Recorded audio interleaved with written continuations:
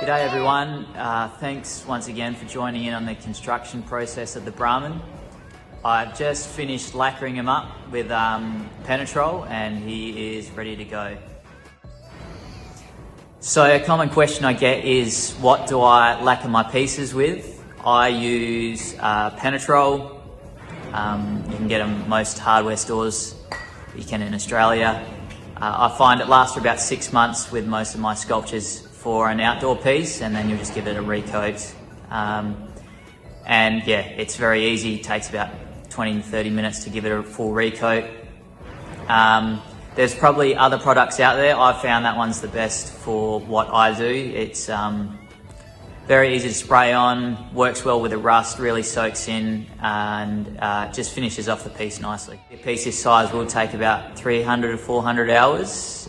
With the whole coronavirus and isolation, it was a little quicker for me. I found I just was able to spend a lot more time in the shed without distractions, which was nice.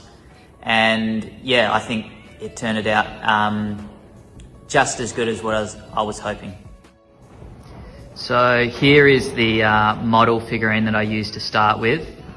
This just gives me all the proportions and perspective of the piece that I'm doing.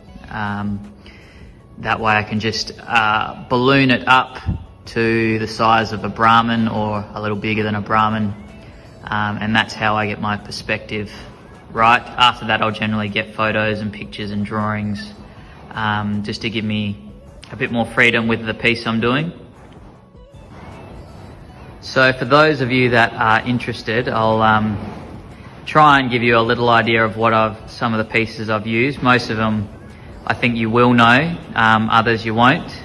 The ears, for example, these are an old chimney pipe that just worked in really well with the ears. The ears are humongous on these Brahmans.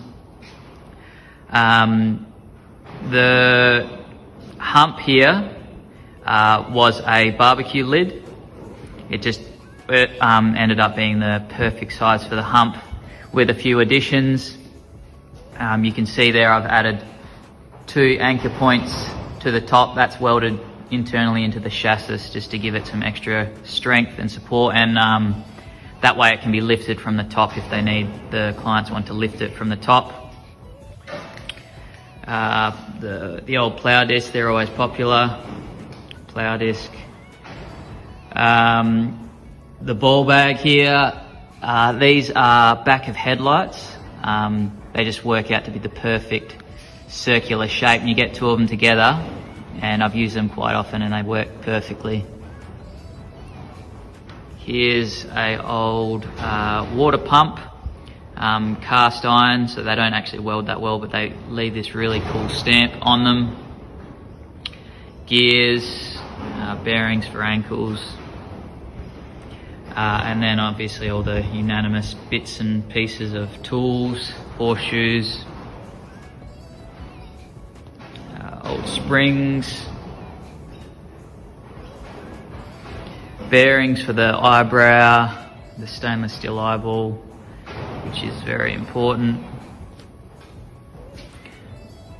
More gears, and the cable here, which works well because you can bend it for the horns and the tail. You will also notice that I do use a bit of colour in my pieces these days.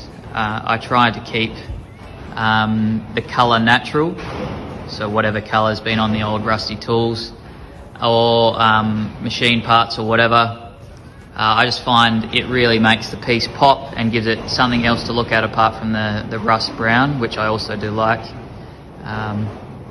So the reds, the oranges, the yellows all work really well.